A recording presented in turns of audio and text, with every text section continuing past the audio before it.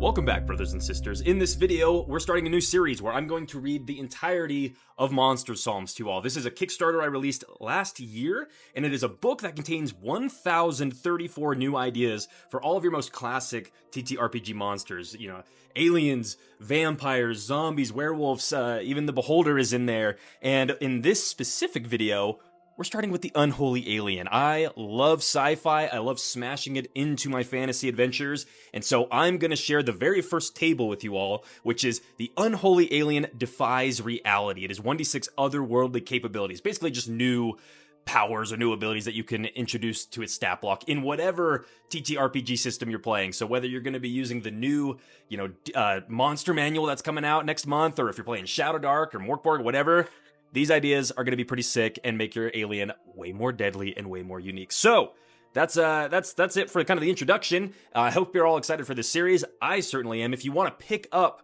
your copy of Monster Psalms, you can do so in the link down in the description. I've got the PDF available for everybody. But besides that, don't forget to leave a like, pay your hobby tithing, and let us pray. Idea number 1. The unholy alien defies reality with its 1d10 eyes that each peer into a different reality. It only exists in realities it can see. So, you might have an alien that you roll a 10 on this 1d10, and it can peer into the mortal plane, the Fey realm, the Shadow Dark, the astral realm, wherever, you pick whatever you want, and then it basically has a built-in ability to plane shift to any of those realms or any of those planes of existence that it can see. So it's a very easy way for it to flee or escape from the party, or to be scheming across multiple dimensions, multiple planes of existence. It's also a way for it to scry on all types of things that are going on across different realities. So it's a way to maybe introduce an almost, is it omniscient? Can't remember exactly which one, but a being that knows what is going on in multiple places all at the same time, I think would be a really terrifying enemy for your party to encounter. But reading this right now, I'm realizing there's a very interesting weak point for this alien. The way that your players could defeat it is all you got to do is blind it. If you can blind this alien and take out its eyes, its ability to see, then it can't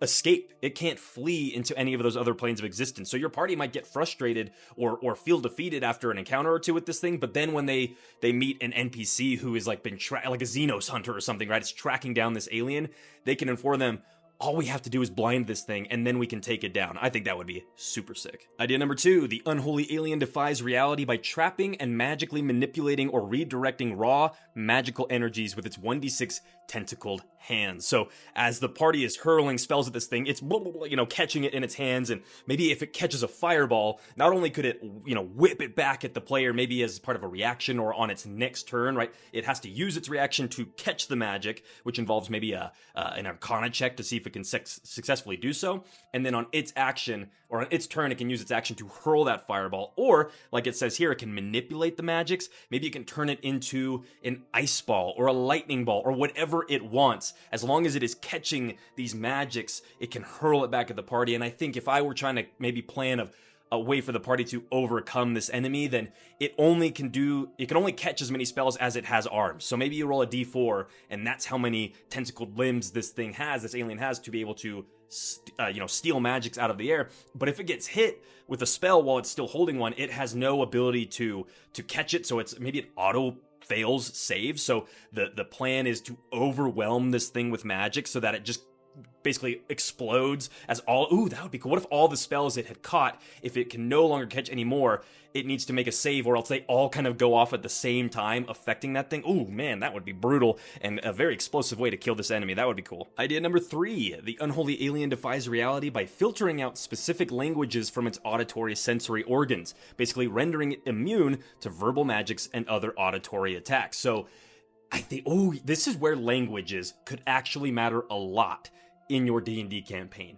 This alien has the ability to render itself unable to hear the common tongue.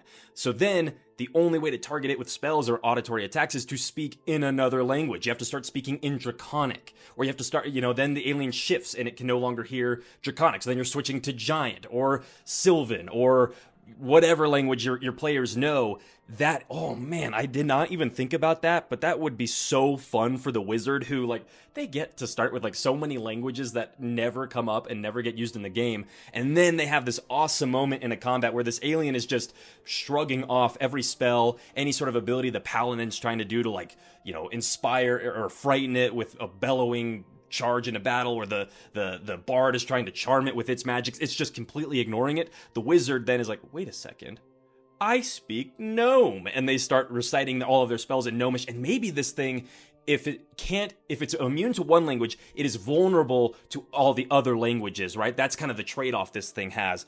I love that idea. That is so cool. Idea number 4, the unholy alien defies reality by projecting an impenetrable, atomizing force field around its body from hypersensitive antenna along its back. Cold damage will negate this ability for 1d4 turns. This is a very classic monstery trope, right? It has some sort of resistance or a super powerful ability, in this case invulnerability, and the only way to overcome that is to, you know, hit it in the central eye, or to knock it prone, and then it loses all of its abilities. So this thing has to take a specific kind of damage, which is cold damage, and then its back just like freezes up and this thing starts to freak out, and that's when the barbarian runs in and shatters or drives their axe into this thing's chest, because maybe just the way this is written, with it being an impenetrable atomizing force field, maybe any attack against it with a martial weapon or anything like that while the force field is up, not only does it not take damage, but it has a potential to destroy the weapon. Of course, you don't want to, it doesn't destroy maybe not magical weapons, but normal steel or wood weapons are just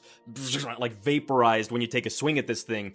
And I think this is honestly something I would introduce pretty early on. I like to give my players a very clear sense in the beginning of my campaigns of, hey, in a combat, an intelligence check is gonna give you something really, really useful. I don't want players to feel like that is a waste of an action in combat to use something besides an attack. And this kind of ability is a great way to incentivize that. Hey guys, clearly you're not gonna kill this thing. Someone needs to do a check here. Idea number 5, the unholy alien defies reality with its mastery over the 4th dimension, which allows it to manipulate other creatures' placement in space and even time if the alien is old enough. Battlefield control and control over where creatures are and forced movement is some of the most deadly stuff you can do in a combat, because the obvious one here is it moves a creature so that they are no longer standing where they thought they were. They're suddenly standing over the edge of the cliff and they fall, or they move them behind a locked portcullis or a locked door, and now this character needs to get through this again to join the fight and aid their allies, or it is moving characters closer to them. If the alien has some sort of AoE effect that emanates from its body, or it just needs to swallow them up whole and eat them that way, then it can just keep pulling creatures in closer to them. All of that is very deadly. But what is even more interesting to me, and what I think would be so fun, is the note that it can control their placement in time too. What if this alien could basically use the banishment spell, and place a character not in some empty demiplanar void, but put them in this exact same spot, the same battlefield, but 1,000 years ago. And then you get to decide what is going on in this place 1,000 years ago. Is there a dragon here? Was there an ancient battle between orcs and elves? And now the player's like, oh my god, like, I am caught in this war, and when I return, I'm then gonna have to resume the fight with the alien. Oh, so many shenanigans to be had here, and what's great is you get to have the shenanigans, not just your players. And finally, idea number 6, the unholy alien defies reality by telepathically projecting its own emotions and suffering onto surrounding creatures. Obviously, you could go the route of, if this thing takes damage, then creatures within 15 feet of it need to pass a save, or they take half the damage, or they take a d12 of the total amount of damage. And not only does that create like an AoE effect that can harm the player characters, it is making the alien more survivable. But I think if you push a little bit past that, this ability becomes potentially one of the most deadly on this list.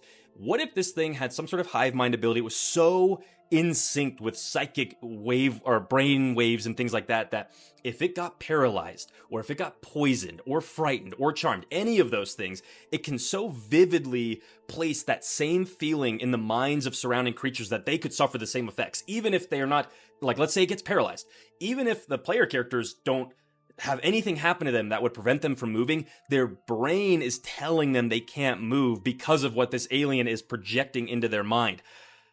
I don't even have an idea in my head of how I would overcome that as a player character. I would love to hear ideas from you on what you would do to defeat that kind of alien, because that seems pretty brutal, honestly. Like, what ability, what attack can you target this thing with that it cannot place a similar feeling in your player character's minds? Oh man, brutal. And that will do it for the very first part in this many part video series of reading through the Book of Monster Psalms.